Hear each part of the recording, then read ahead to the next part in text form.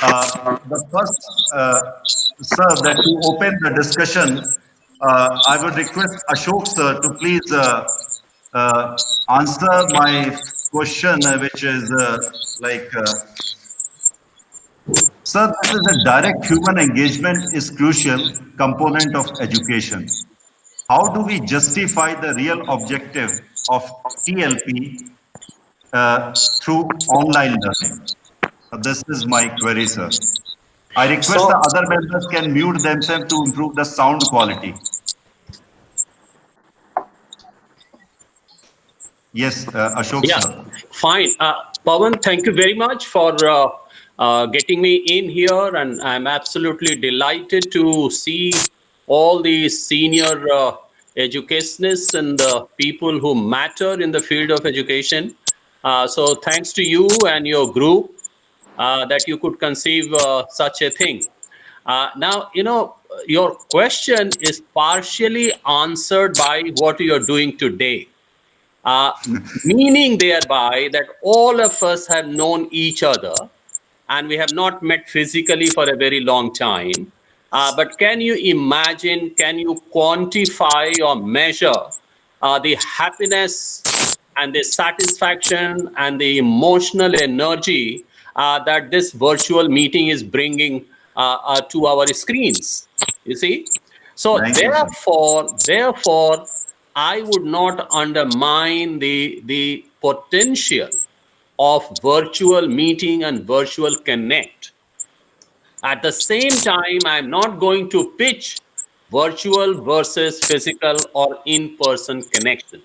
So let us not create a pitching at this point of time. In any case, we are taking it as an alternate route to connectivity. So, what is important is connectivity. So, at this particular point, our priority is to connect and to offer emotional support to each other.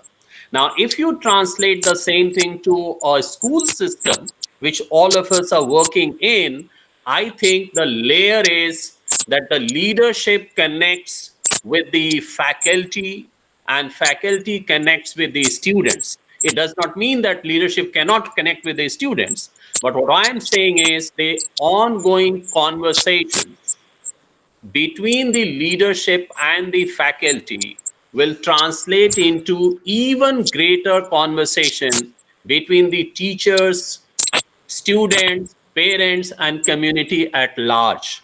And therefore, as far as I am concerned, I think this is the best opportunity that we have to develop a new system of connect, a new system of access, and a new system of communication and conversation to make up for anything that we are missing just because we are not meeting. I think that's my brief response to your question.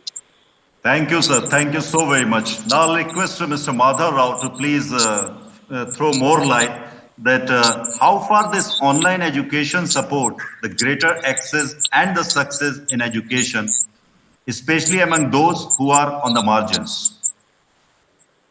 Sir, Madhav, sir. Thank you, Pawan. First of all, it's such a pleasure to join all of you. As one said, we actually have some kind of emotional connect way back, years back.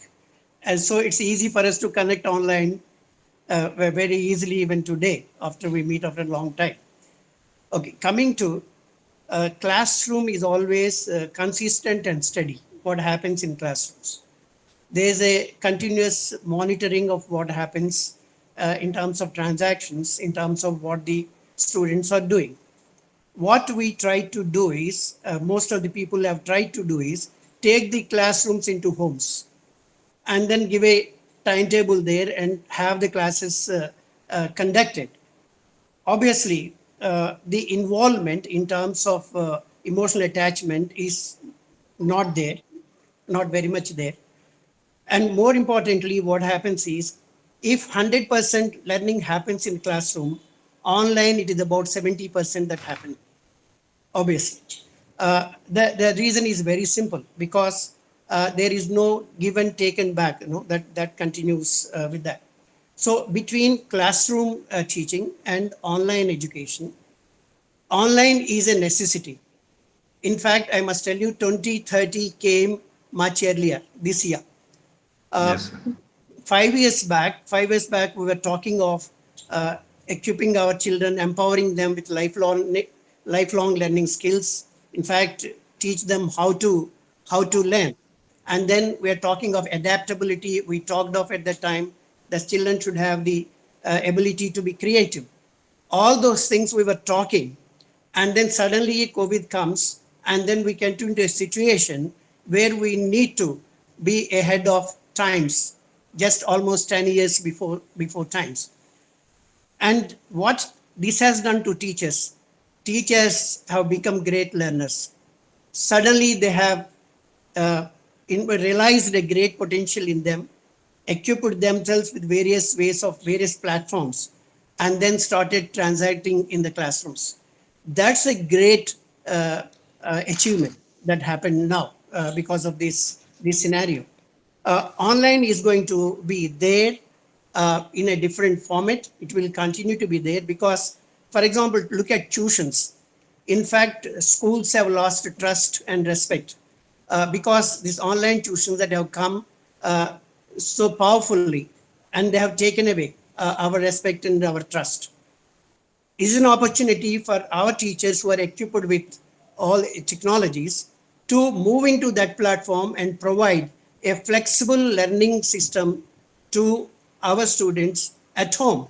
They have the option, they can, anytime they can get in, reteach themselves, and then imbibe knowledge, whatever, and then fill their gaps. One of the problems with online teaching is we don't assess for learning, and that's why we don't know exactly the needs of the children.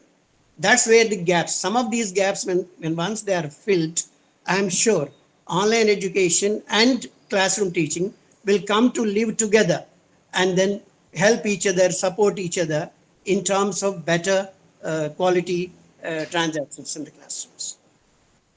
Thank you, sir. Thank you so very much. I'll take the discussion as the sir has mentioned about that the classroom as well as the online teaching has to be balanced, is to ensure that what the values are being given uh, in actual classroom teaching as well as the online. But at the same time, in present scenario, and we never know that how long it can be, uh, I would like to ask Anes that how equipped are online and other digital forms of education to support the depth and diversity of learning?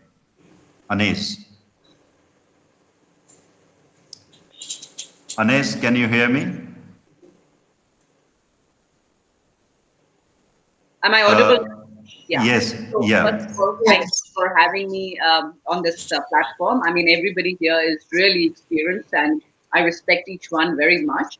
So just to add my little bit to this, yes, I think teaching online had begun up to a certain point in the past. So we're all using Google Classrooms, we're all using flipped classrooms and everything. But I think the current situation has thrown a whole new challenge at us. So earlier, digital technology was supporting classroom teaching. Today, it seems to have come in the forefront and overtaken classroom teaching. If I am to say this, teaching is one profession where the human touch, the connect, is very important. We're now having to do this through a machine. So in many ways, it kind of put us on a back foot. But having said that, I think if there's anybody who's really adaptable and flexible, it's teachers. They've already adapted to it, and I'm sure we will continue to adapt to it.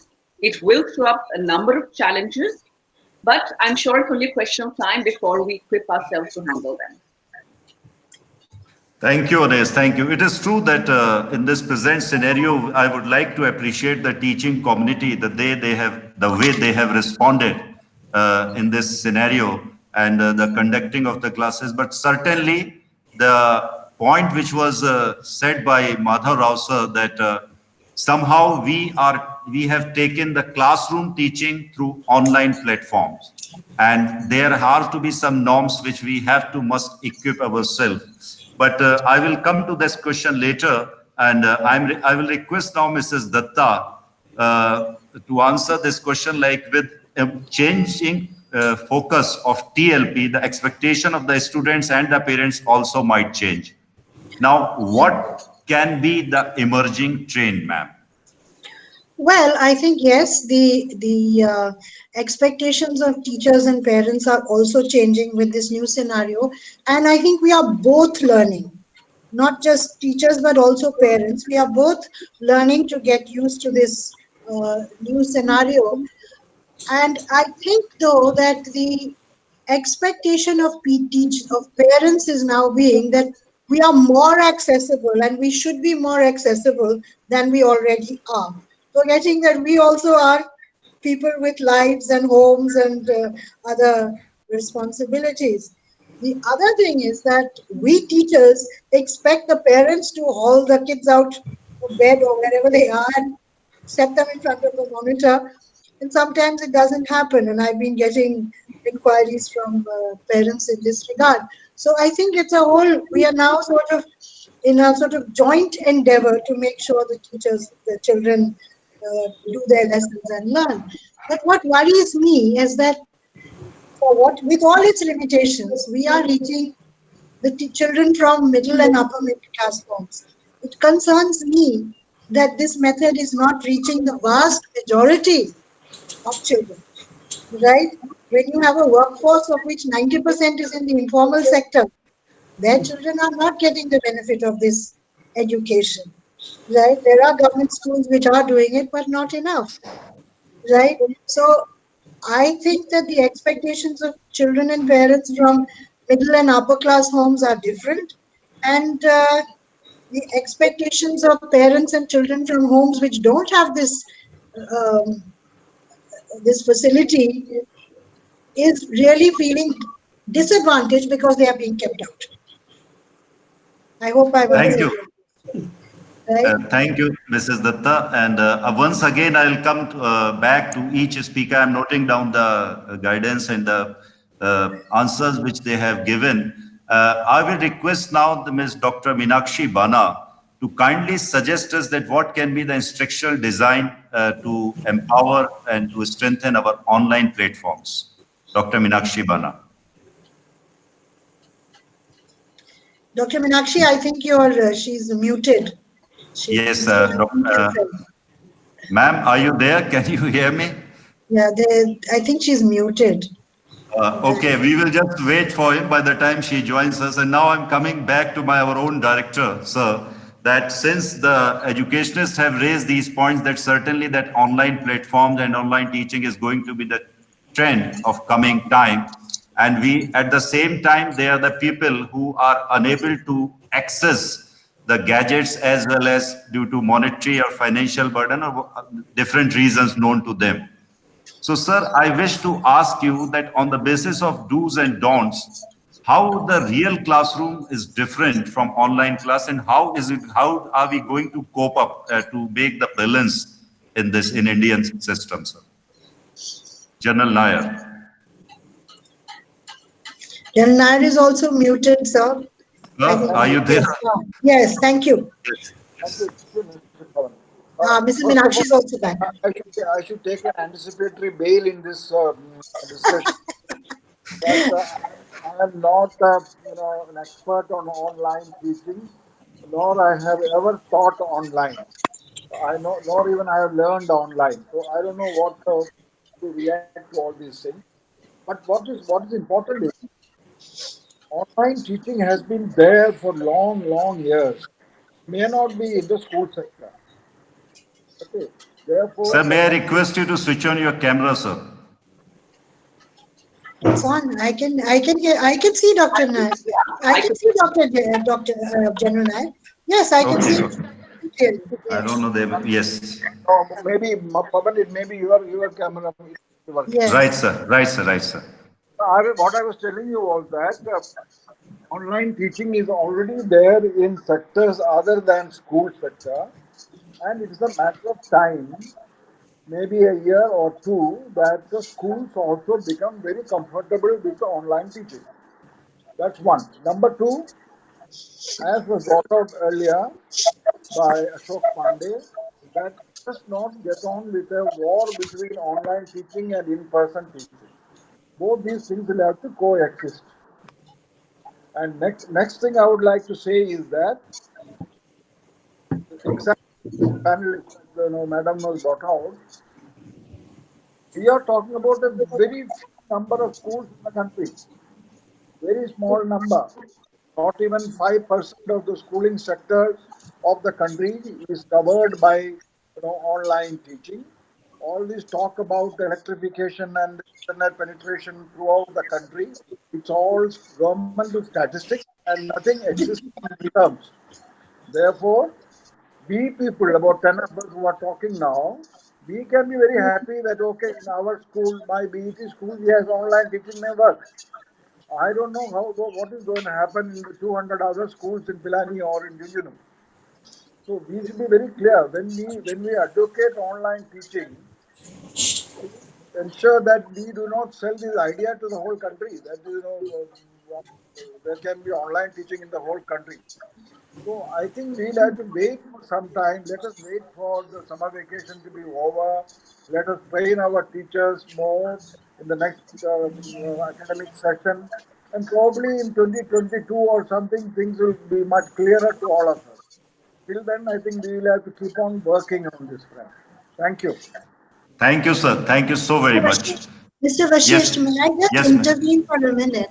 A school is Sure. not just lessons, and I think Mrs. Bana and Mrs. Khatri will agree with me. A school is also about teaching socialization. It's Yes, also yes, about where's the fun of teaching, of competing in races, doing dramatics, going off and doing social work together, climbing a hill, right? These things cannot be addressed by online education. We become, I we are also purveyors of values and not just yes, of information. I I don't know, I I but this is agree. also part Yes, of school. I agree with you, Mrs. Datta, and you have taken my question very early because the question already I have designed for you to ask, which was that how to ensure that online education doesn't merely focus on the curriculum, but also Yes, addresses the social and the emotional issues of the that's students. right. So this is Yes, so I will request now Ashok sir that this is the point which is raised by Mrs. Datta, and and before coming to that, Dr. Minakshi is back now. Yes, Dr. Minakshi, I was looking for your answer that what instructional strategy we as a teacher should adopt to work on this platform and to So, strengthen this platform. yeah. So Yeah. I'm going to begin by saying that the lockdown landscape is not just a temporary thing. It has actually prompted a lot of growth spurt. And COVID 19, the great disruptor, has actually, I think, contributed significantly in technology enabled home based learning. Great quantum leap has been made, and it's quite likely that rolling lockdowns imposed or planned may be a part of the annual school calendar of the to deal with heat waves, high pollution levels, health and safety concerns. They just great. have to be part of it. So when I talk about instructional design, I'm talking about a bottom up approach where we once again revisit every school, its vision, mission, and goals, wherein you review your policy processes and your performance review to ensure continual improvement. And it's quite likely that you will have to embed online teaching along with on site teaching. There are feasible, it's quite a feasible option to conduct orientation, revision, research projects, as well as remediation and lifestyle trainings. And the particular instructional design that I'm talking about for uh, coping with governance challenges and curricular imperatives is what we call UBD. It's Understanding by Design by design. by Grant Wiggins and Jay McTigg. It works very well when it's a three-stage process where in stage one we talk about the established goals. So if we map our established goals with our vision, and in our vision we will need to include a very salutogenic approach, an approach to health promotion, which the World Health Organization had suggested way back in 1995. There are a lot of health promotion schools in Europe, in Australia, in Latin America. So, stage one of the UBD design template talks about our established goals, and we have to map it to our vision, and we have to expand our vision to incorporate this reality. Stage two will be where we plan our performance tasks, that is, the transferring knowledge from the textual to real world connect. And how are we going to assess the performance of students? So there'll have to be a Yes. fair mix of synchronous as well as asynchronous tasks with very clearly defined evaluative criteria. We will also have to plan stage three, which you call the learning plan, where you'll have to identify large chunks of the curriculum into units and plan those units in a way that you optimize all the IT tools and the great wide web that's open to us, all the um, media options, the links, and a fair selection to be very carefully woven into the whole fabric of learning. And because I'm an English person, an English teacher, and very much So am involved I. Yes. in coaching and monitoring and mentoring, I cannot help but say that April, according to T.S. Eliot in The The Wasteland, cruelest month. is the cruelest month Cruelest month and it's breeding lilacs out of dead out of the land, dead land. memory and desire, stirring dull roots with spring rain. So April has been a great month for stirring us to grow further.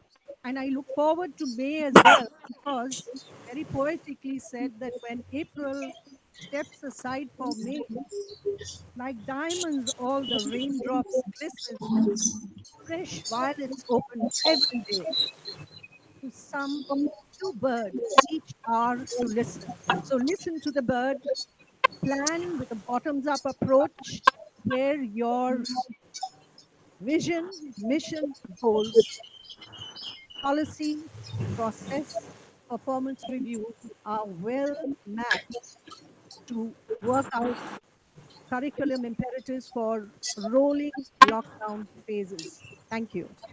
Thank you so very much, Mama. And the Excellent. major point which is being raised in his this talk by Dr. Minakshi Bana is, as a principle, what I'm looking at the assessment tools in present education system. Even now, the day before, our HRD minister was talking about that the conduction of the examination, remaining papers of CBSE. What I'm looking at, that we are getting now into online education kind of culture. So certainly our assessment system, our education boards have to relook that how they are going to assess our children on when the teachers are using online tools, because presently they are. So what can be the strategy for the assessment? May I request Mr. Madhav Rao to please throw light on this? If if students are not allowed the flexibility to learn at their own pace on online, the very purpose of online education will not be ever met. The idea of online education is not only to take the quality of education in, but give an opportunity to a child to be a self learner, a responsible learner, and also be able to progress at his own pace. Assessment is related to that. No, you cannot have summary assessments and then decide how much child knows. So Yes. you have an online assessment. As and when child wants to take a test, you take a test, you take an assessment, right? And our assessment, always I say assessment for learning. If you don't do for learning against a standard, then what you get is simply a kind of students who do not have deeper knowledge, deeper understanding of what they are learning. So it's important that online education, if you want to pursue with it in a vigor, then assessment also should go on online. Right, sir. Thank you, sir. Now, Anes, I request you to please throw the light. Now, since online transaction or education rather can be said this largely rely on technology. Now, what sort of revamp to be given to our pedagogical approach? There again, I think there are various things to look at. I would agree with all the other speakers, and I have to touch a little bit about on what Ms. Datta said. That in schools we are not just transacting curriculum, and there's so much more. Whether it's a residential school or a day school, there's so much more that goes into educating a child.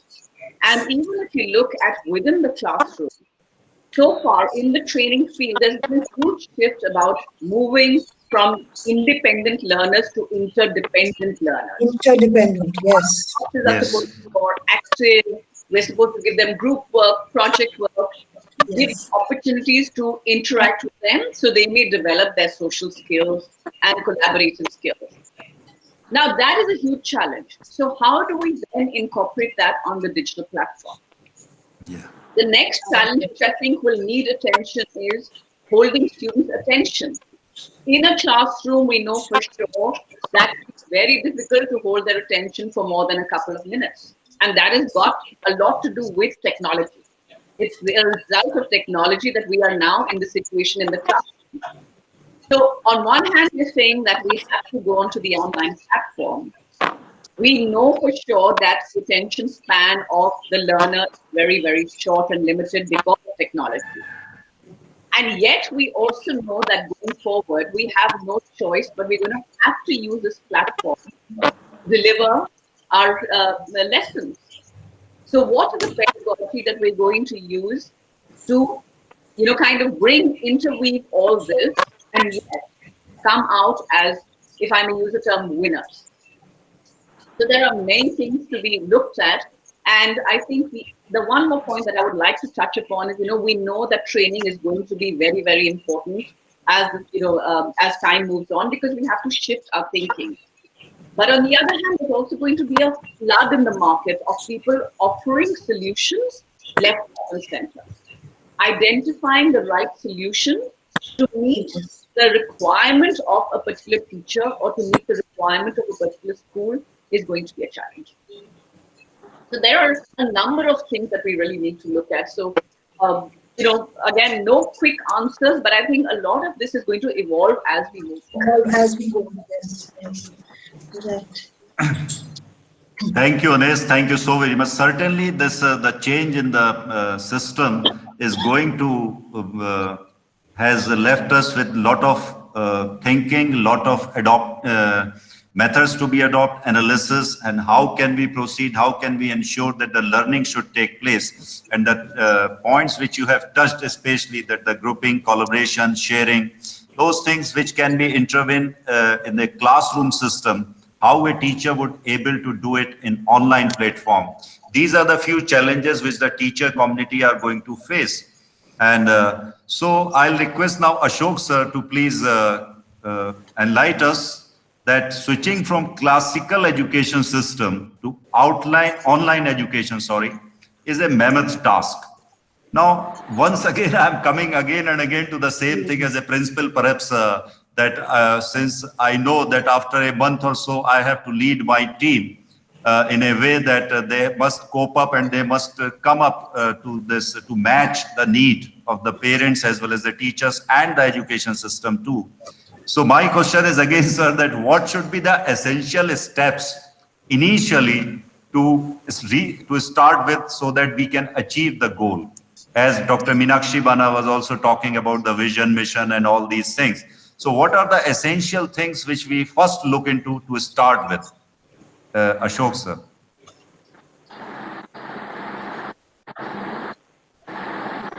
Lot I of think, Yes. things have been said. So give me some time to reflect on that also. When Mr. Datta answered a question, before you asked her, I was reminded of our former president, Rajendra Prasad. He's And from my so, college, sir. We're from the oh my same God. college. So no wonder. And he wrote answer to all the questions in his examination, and told requested the examiner to mark any five you choose. So, so, so, Yeah. so Mrs. Datta has given you the answer. It is up to you. And I come from the other extreme. I write an answer, and please you do whatever you like. Right, In this sir. connection, I must appreciate Mrs. Meenakshi Bana as an English teacher also. I Yeah. love your references to So, Eliot. ma'am, so what I'm two or three things I want to put in perspective. General Nair mentioned that online education has been in practice. Now, where it has been in practice is for the college, university going professionals, management professionals, and executive programs, right? And it has met a lot of success there. But the reason for that success is that people join those programs with already a lot of motivation. And whatever courses they join, they find a purpose and meaning in those courses with what they want to do in future. So that linkage further brings motivation to learning, fast-paced learning, and whatever it is. Now, coming to a school online is something totally new. And what this I think somebody mentioned it briefly.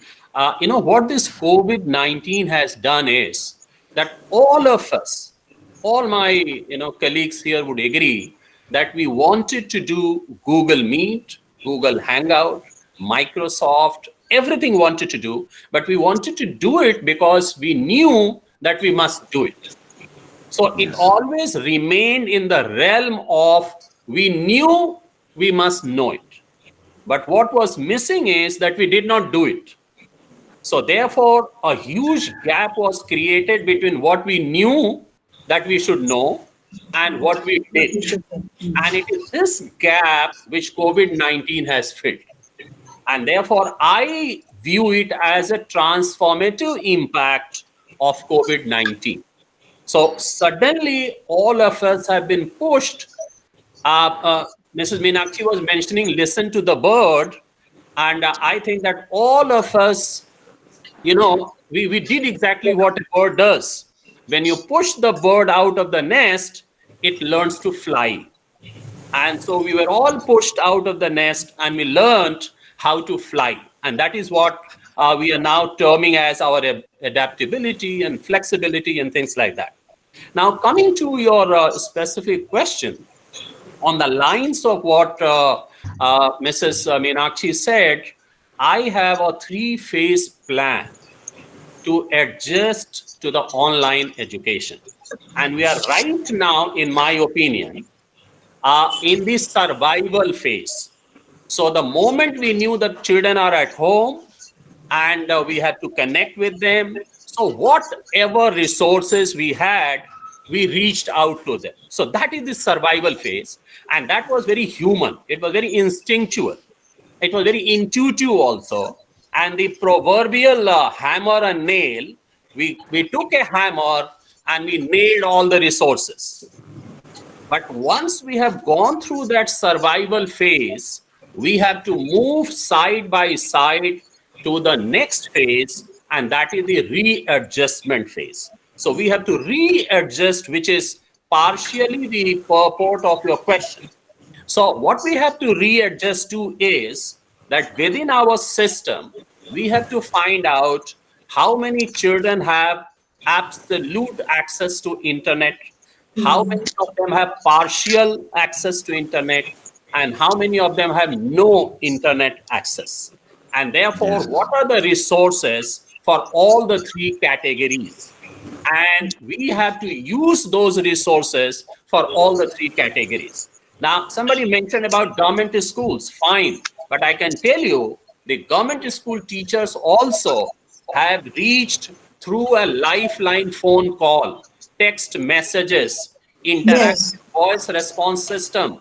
They have made videos. They have recorded their talks and lectures. So there are means and ways we have to explore it, and we have to reach out to them.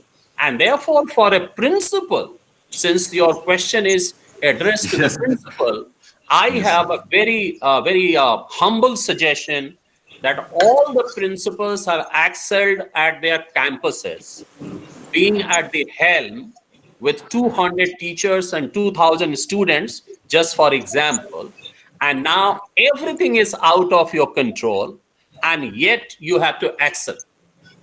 So, how do you excel? And this excellence demands that you had to, show smart leadership. So, what is smart leadership? Develop a very robust system of communication.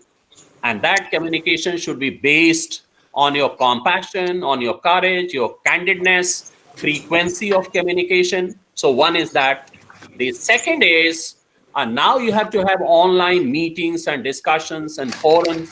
So, you make your teachers very, very comfortable, lower your expectations, and invest in teachers, in their spirit, in their emotions as much as you can, and build a very, very emotionally high energy and enthusiasm amongst your staff. So that is the second level. And the third level of smart leadership is that your teachers may not tell you, but they are expecting something from you as a leader and as management. And what are their expectations? Not very high. Number one, they want you to be compassionate. Number two, they want you to be with them and offer your shoulder if they want to lean on that. The third is they want a stability. They don't want any uncertainty around themselves at this stage. And the fourth thing they want is that you create a hope. So whatever they are doing now, connect it with their future and let them find a new goal and a new meaning and a new enthusiasm to be part of your team. So their expectations and your expectations must align in such a way that you form a new and fresh team membership. Because in this situation, imagine you are sitting in your home or office in a residential school, children are away, and teachers are away, and right now every principal is a real distributive leader. Your leadership is distributed. So how do you connect with everybody, and how do you do things? The third thing is about assessment. I think Mr. Madhav Rao has given the last word on assessment. I can only venture to say a couple of things. You know, assessment, unprecedented times demand unprecedented flexibility. So flexibility is the key word, and therefore think how flexible you can be. Just imagine the IB board has declared their result on the basis of their internal assessment. They have not bothered about their final assessment. And I think that's a radical example of how flexible you can be. This is number one. Number two, online, CBSE sometime back introduced, and in their own wisdom, they introduced and took it back, what we call open book test. Hmm. It has its value. And I think in Correct. the online system, open book test can be redesigned. The Yes. third is peer evaluation. So, design some projects, some other group activities, and let it be, peer evaluated. We should not be very rigid that our evaluation is the best in the world. No, children can also be the best evaluators. And the last thing, Pawan, I'll tell you is that a three pronged formula, and I think the two ladies here with English language background will be very happy to hear it. One is that please, before you grade them, show them some grace. Before you do your lessons, show them love. And before Yes. you want to be very rigorous in your lessons, show and build a strong relationship. So I think these three things are more important at this stage. And therefore, with this readjustment, we come to the third phase after survival, readjustment. The third is people like Mrs. Datta and all the colleagues who are leading the schools at this particular juncture, you will start leading by example. So you will create a center of excellence and others to come and emulate, and then you offer your assistance. That is how we are going to negotiate with this period and post this period. Thank you. Thank you, sir. Thank you so very much. You have really given in a capsule form that the answer for the questions and otherwise the ways you have shown it. Certainly that it is going to be very beneficial. And I am again feeling very privileged and honored to have such panelists on the board who are helping me and advising our group of principals, teachers, and all our community that how are we going to do in coming future. Now, there the point which was said, I guess that is all 10 minutes more we can go as we started bit late, if you allow me, because Yes. I wish to continue with this opportunity to be with you all for some more time. Though the Anez has left, I guess, Oh, no, because it's very much there. I Back just well. want to say thank you. Actually, may I just interrupt? I'm so sorry. I have something scheduled for 12:30, so I'm going to have to leave. But thank you very much. And I'm quick to recap on what Mr. Pandey said. Staying connected is very important. So as heads of schools, as leaders, connecting with your teachers and being available for your teachers, just like we tell the teachers to be available for our students. I think that is very, very important at this time. So thank you very much for having me on this panel. Everybody take care and stay safe. Thank you. thank Thank you. you. Thank you so much, Anez. I don't know if any of you have noticed, but I've been taking notes about what everybody said. Yeah. Everybody's contribution has been just Same here. so Same here. incredible. Me Yes, too. me Me too. I've too. been taking notes. Ma'am, I'm also doing. Amazing. Everyone has just given. But Yeah. I'd Then like I'm to a say very poor something. student. I'm a very Yeah. poor student. Neither I have No, notes. Well, I'm Mr. taking Pandey, notes. I think go General ahead. Nair wants to say something. General Yes. Nair wants to say something. Yeah. He's raising hand. Sir. Pawan? Yes, sir. Pavan, a housekeeping request. Yes, That sir. is, after your official time is over and you finish with your recording, Yes, sir. if it is okay with the panelists, let us do some gossip and see what do we feel about unofficially about what is happening. If there is 2 3 minutes with you, Right, sir. Right, sir. Right. talking as a panelist is one thing, and Uh, gossiping is something different. uh, right, sir. Right, sir.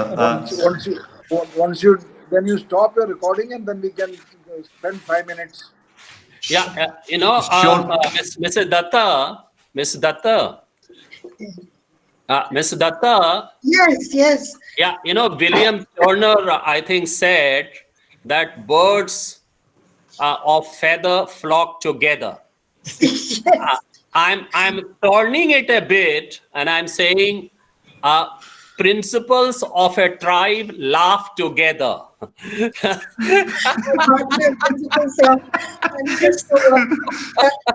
So that is what General Nair is saying. So we must laugh We together. must laugh together. Yes. Well, sir, I'll be frank with you that for years I have taught through PowerPoints and films. So Yes. to that extent, it was not very difficult for me to get onto the technological part. What really was what I lack, what I feel, is that tremendous charge I get in Yes. standing in front of a class. I'm sure Mr. Absolutely. Meenakshi will hear with, will Yeah. agree Yeah. with.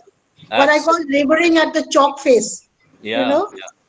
That charge is You missing. know, since I am not teaching children directly, I am teaching now the teachers. So Yes. during this COVID, since I'm a physics teacher, I Um, took a class for my physics and science teachers on COVID and physics. So ah, how is physics, involved in COVID-19? And I took a class, and that was mainly to model it as to what can be done in a classroom online, and how to give assessment, and how to begin the class, how to end the class, yes, what kind of okay. materials and resources. So, I mean, so everybody is, enjoying in a way, and contributing as to how this journey could be as smooth as possible. And yes, what you said about government school teachers is right, sir. But Yeah, I have every respect for the harder work that they are doing. of course. I Of have course. tremendous respect. You know, Uh, many years ago, the government saw fit to give me an award, and I interacted with a lot of government teachers, and I emerged with such respect for what they do, Yeah. and the other tasks which I'm sorry to say the government puts on them, like election duty and so on. I realize I'm extremely privileged, as are my children. But I yes, will. Yes, Times are not different for teachers also. I think yes, we sir. also should be very careful about their mental health, the circumstances in which they are working. yes, Most of the principals have become marketingly aggressive just to prove to the parents that they are the schools which can reach. This kind of it creates a lot of difficulties for people, kind of. And even some schools have tried to make teachers out of parents. Tell them what to do with their kids, kind of. yes, Entire true. in this online. May I request Mother also now to please close this professionally. I mean to say, as the sir has, General Nair has requested and asked, sorry, to me that on informal way we also can have the discussion. So formally, sir, Mother sir, I will request you now to please close this session by your final remark on online versus classroom teaching. Future education is not about online or within the classroom. It is preparing the child for 2030, 2040. Imagine today's kindergarten child after 20 years will be into life, 2040. What exactly the kind of skills that the child requires at that time? That's where we need to focus action. If you look at it, 33% of the population has to be creative to drive economy. And then we are not ready there. See, instead of bringing child to the center and looking at what his needs are going to be in terms of 2040, 2030, most of it we ourselves do not know in the changing scenarios. The jobs are changing, appearing, disappearing. So what is important is we must teach our children how to learn and become lifelong learners. That's the most important thing that has to happen in their life. And we are not dirtying their hands at all. Unless they dirty their hands, they cannot become innovative, basically. I mean, they have to experience to create anything. That is the kind of an education that we need to look ahead of the times. It's not online or offline. This goes on, this kind of debate.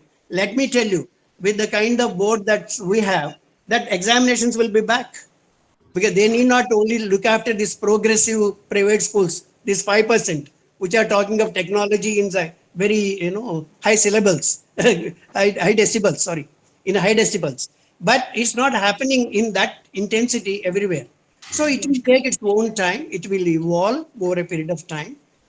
But more important is the curriculum, what we are talking is mostly in terms of covering syllabus.